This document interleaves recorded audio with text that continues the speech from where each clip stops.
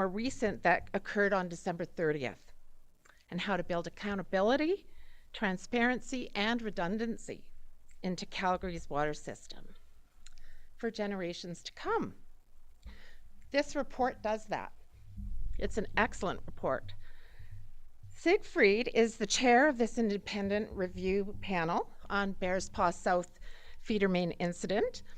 And as many of you already know, he is highly accomplished and a respected leader with more than 4 decades of experience guiding infrastructure and utility organizations. I just want to kind of, as an aside, mention that the fact that we've never frozen in the dark has a lot to do with Siegfried.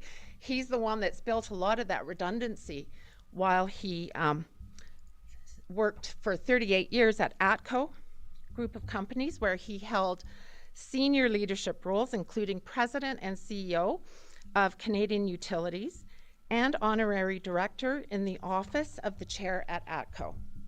He knows what it means to build redundancy into critical infrastructure so that the heat stays on during a prolonged cold snap and so that the electricity keeps flowing without fail. He played a central role in transformative initiatives, including delivering Canada's longest 500 kilovolt AC transmission line, the Alberta Power Line project, bringing together industry and Indigenous communities to build infrastructure that's making it possible for Alberta to power energy-thirsty AI data centers and safely allow for the growth in population and industry that is fueling this city, province, and country.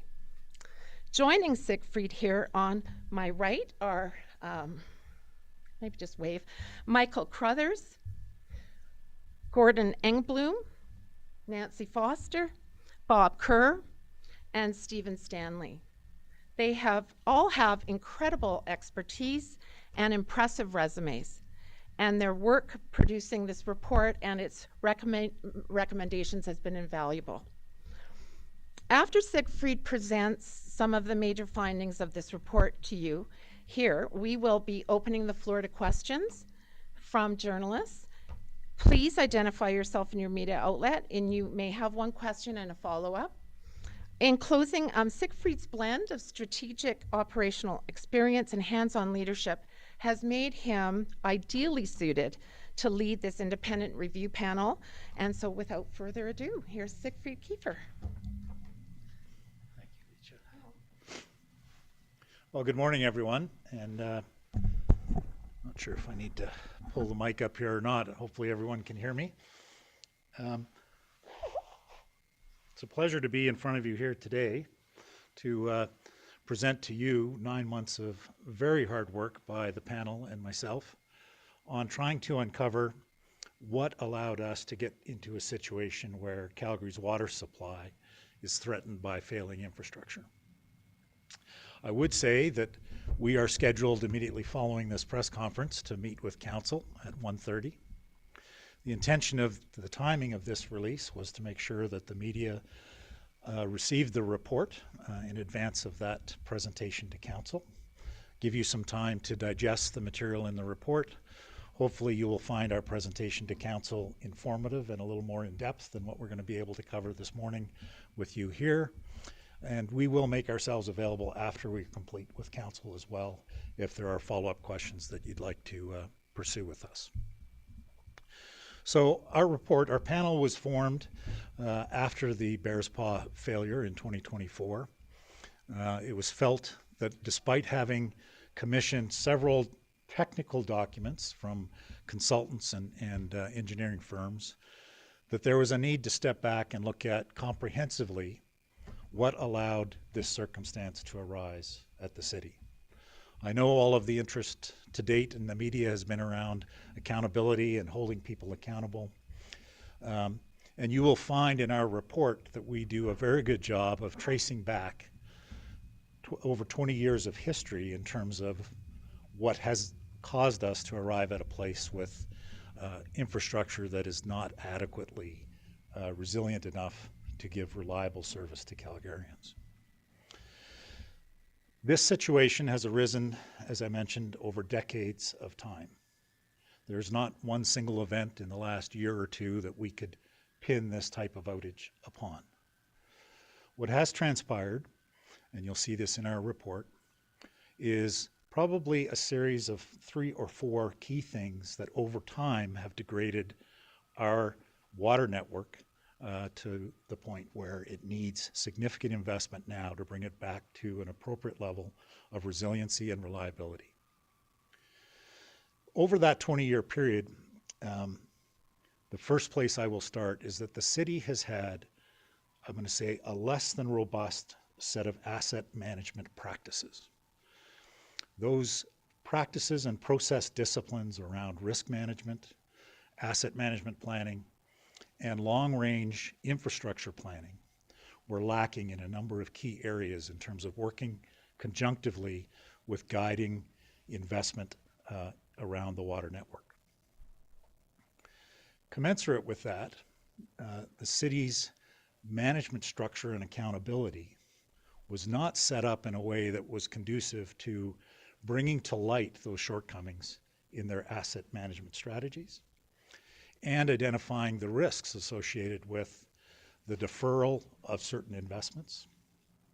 The city was growing at a remarkable pace, and quite often growth investments overtook some of the resilience and redundancy investments that should have been undertaken at the time. As a result of that management structure, that information and that clarity of the implications was not well understood all the way up the decision tree within the city, nor was it understood by the various councils and mayors that have been in place over that period of time as well. So the second part of our recommendations include establishing appropriate management structure and accountability around the water utility functions. As well, there is a need in these complex, long life, long lead time infrastructure businesses to really have technically qualified, in-depth experience and expertise applied at a governance level so that management is challenged in their decision-making process to always look after both the immediate as well as the long-term needs associated with this infrastructure. And so we are recommending, in conjunction with process discipline improvements, a management structure that it will hold the management team accountable and give them the authority to make the appropriate decisions. We are recommending an oversight board to oversee the operations of the management team and make informed advice to council for their decisions relative to water investments over time.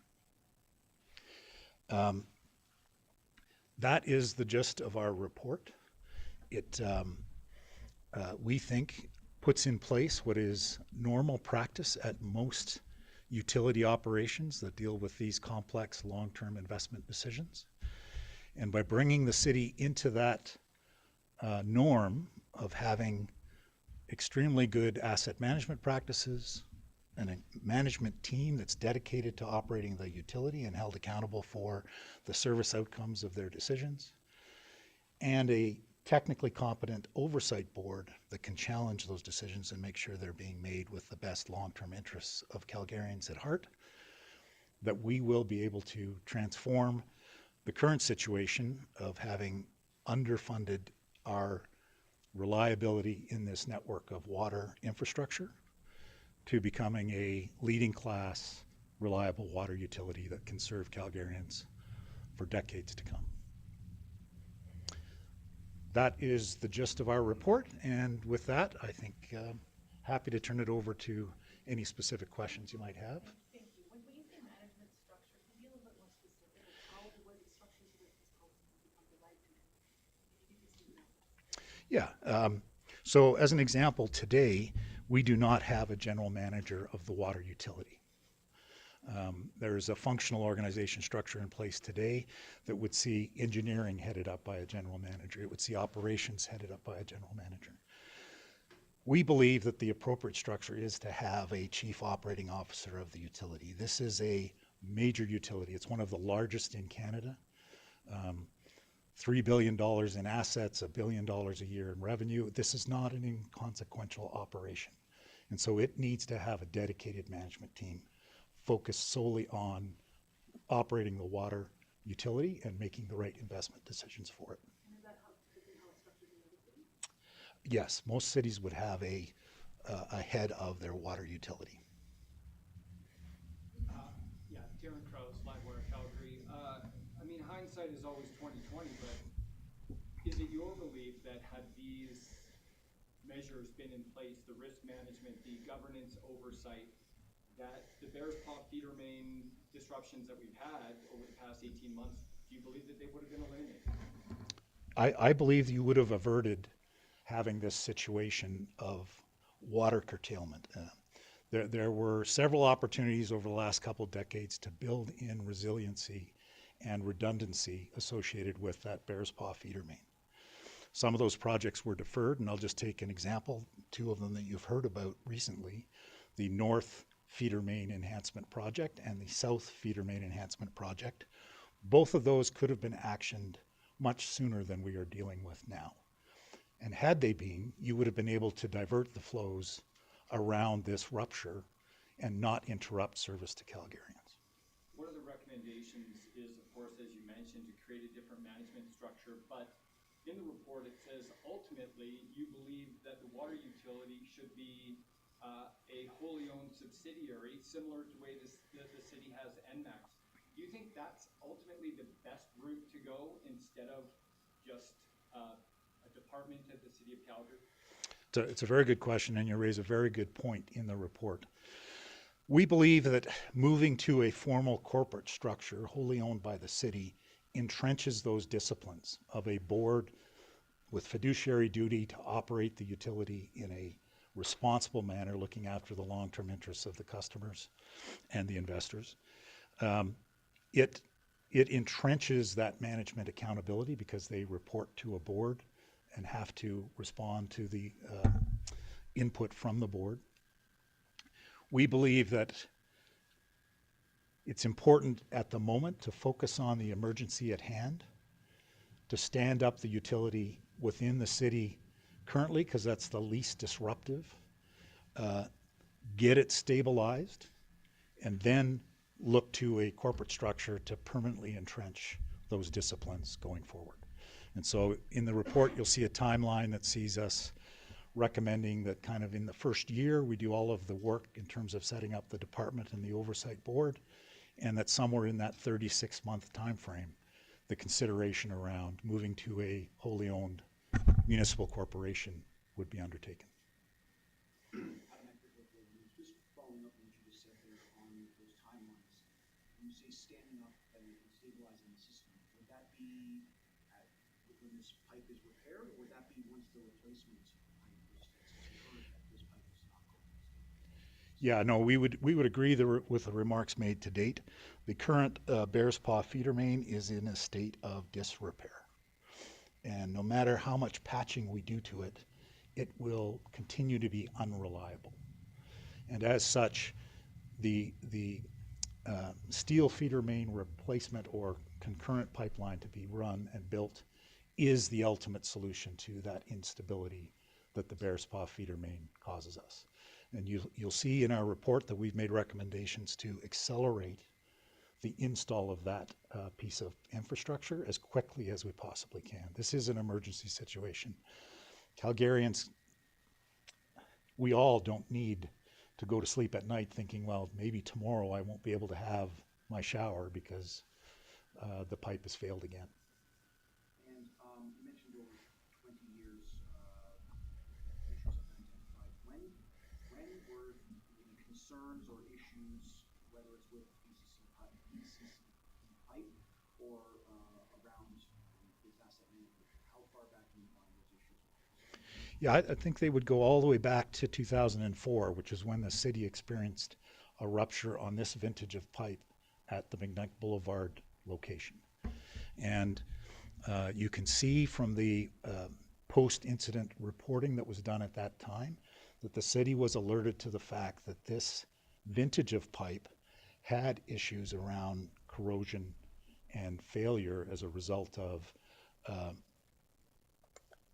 the soil chemistry surrounding the pipe and it managing to penetrate the concrete barriers to actually embrittle the coil wrapping the pipe. And so we've been aware of this problem around this vintage of pipe since 2004. And again, this goes to where some of the failings in the asset management practices of the city were.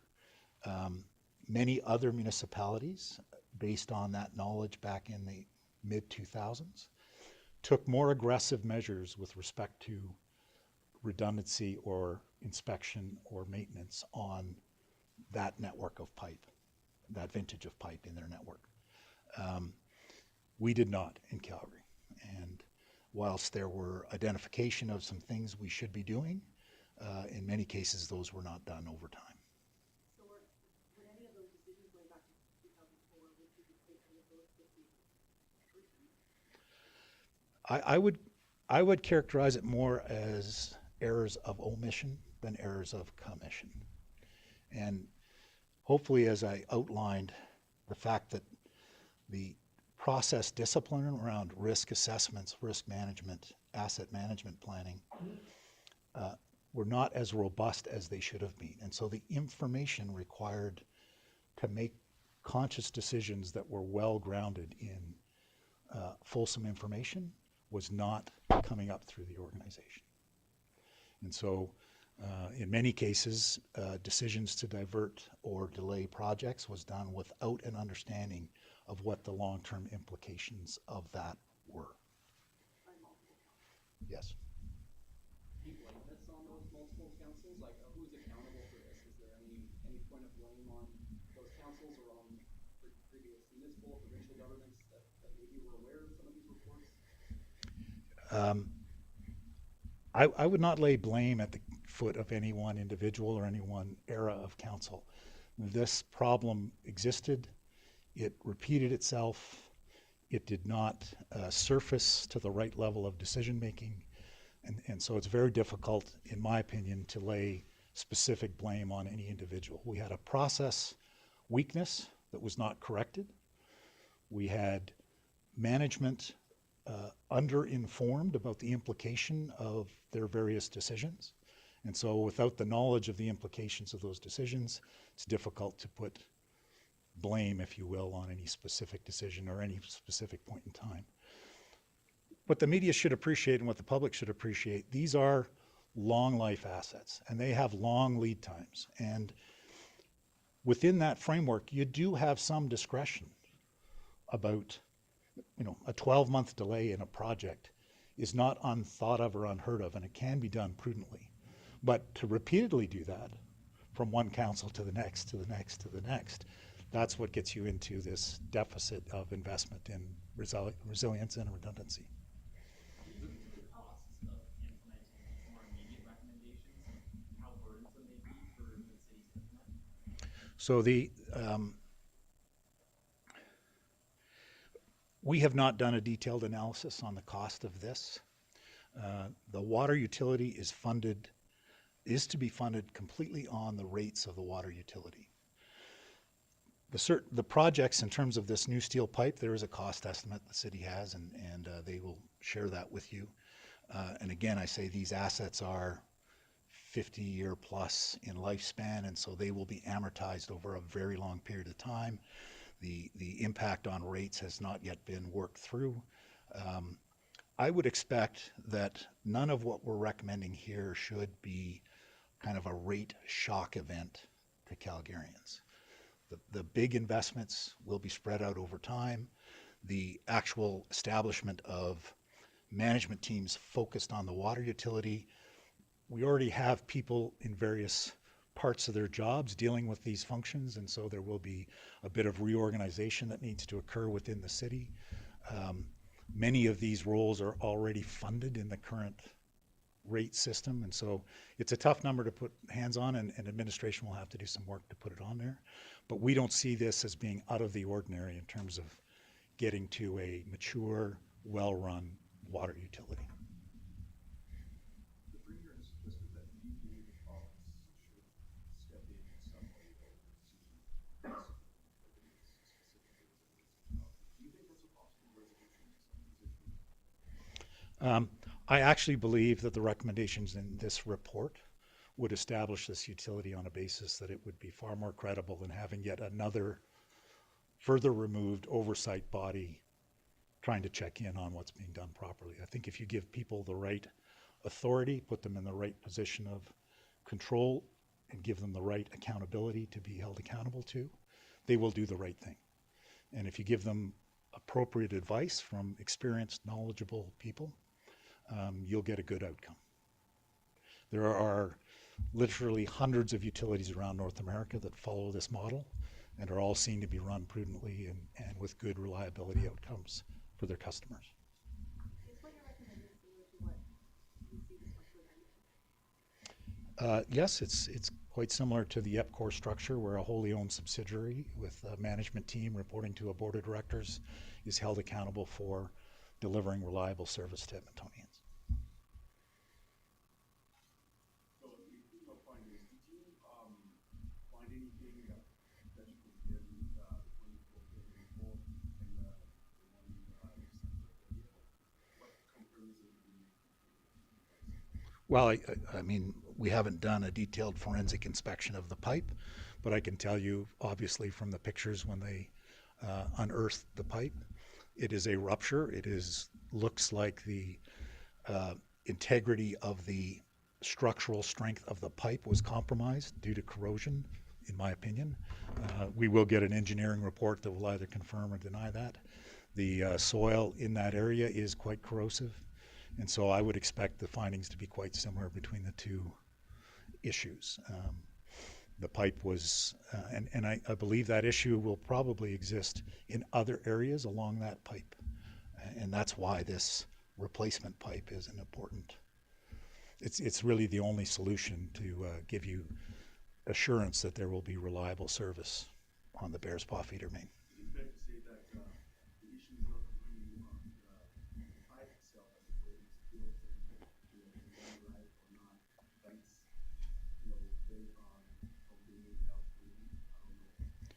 Well, I think the Associated Engineering Report did a good job of identifying how the penetration to the metal parts of the pipe by corrosive sulfides embrittled the metal and compromised the structural integrity of the pipe. And when you're running high pressure through a pipe such as that, any weak spot will ultimately fail. That segment of pipe, that 6 kilometers of pipe that we are looking to put a duplicate steel line in to replace, is experiencing wire breaks at a rate of roughly 6 times the norm for that type of pipe. And so that in and of itself, and that's in the report, will tell you that something, that pipe all the way along it is experiencing corrosion from the soil chemistry around it, and we need to do something about it. When you're considering the management and oversight and the governance of the water utility, is it your view that the recent restructuring, the organizational realignment of the City of Calgary further muddied the waters, putting water services under operational services and utilities delivery under infrastructure? Is that a problem? I think trying to operate a essential service utility that requires risk-based decision-making in real time is not conducive to a matrixed organization. So there's no doubt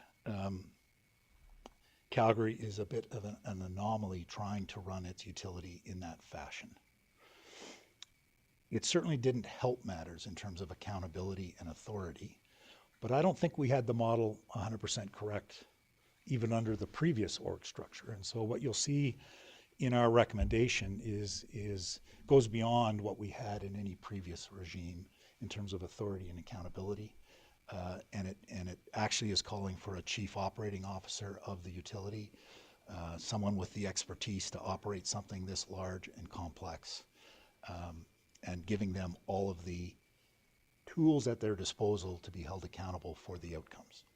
It is truly, you know, I believe the appropriate way to operate any kind of critical infrastructure. You need a team that's well informed, has the right authority to act, and is held accountable for their actions. Environmental factors, specifically stress the fruits and product cover hazard Not specifically, but I will tell you that the amount of coverage over top of that pipe has changed over time, and so you are seeing areas of the pipe that is not as deep in the ground as it used to be. Would that have an impact? Yes, definitely. Frost penetrating in the earth can have an impact on underground facilities, but we didn't do a specific analysis on that point. And then just regarding the issues of asset management, risk management, and waste, within the scope of your review, did you find any evidence to indicate that those issues might exist elsewhere within the city? We didn't really have a remit to check on other assets, and so we haven't extended our purview. This was a significant amount of work. I think you'll realize in the report that we spent a great deal of time pouring through city records, reports, interviewing city staff, consulting with other experts in the area and field. We even consulted with other city utilities. And so in a 9-month period, this was sufficient scope without trying to tackle the rest of what the city deals with, bridges and roadways and parks and rec centers. I do think there's probably some lessons to be learned that administration will likely import to their other practices, and so much of what we're recommending around asset management and asset planning could apply itself to other long-term infrastructure like roads and bridges and the like, but we did not specifically look at that.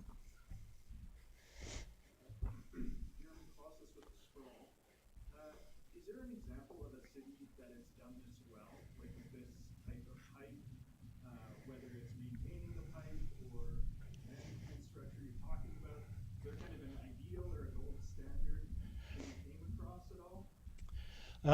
I'm not certain that there is a single utility that I would point to and say they've got everything right. But I do think we have looked at different cities that have portions of this working really well, and that's what we've tried to pull together here, is let's take the best of the best and look at it comprehensively and apply that to the city of Calgary in our recommendations.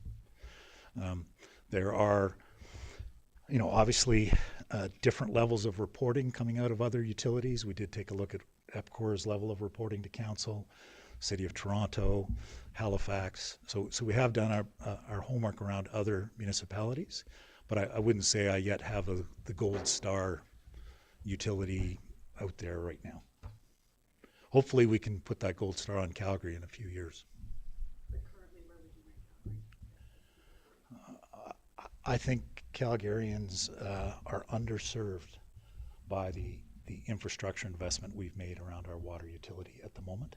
There's a catch-up that we need to do. It will take a concerted effort over the next 2 to 3 years to get this resiliency back entrenched as a way of thinking in the utility. And but once we have it, and you have that critical, essential service mindset operating and entrenched in the management team, I think Calgarians will hopefully never hear about water restrictions for a long time to come. For now, though, would you say Calgarians would be justified to be angry?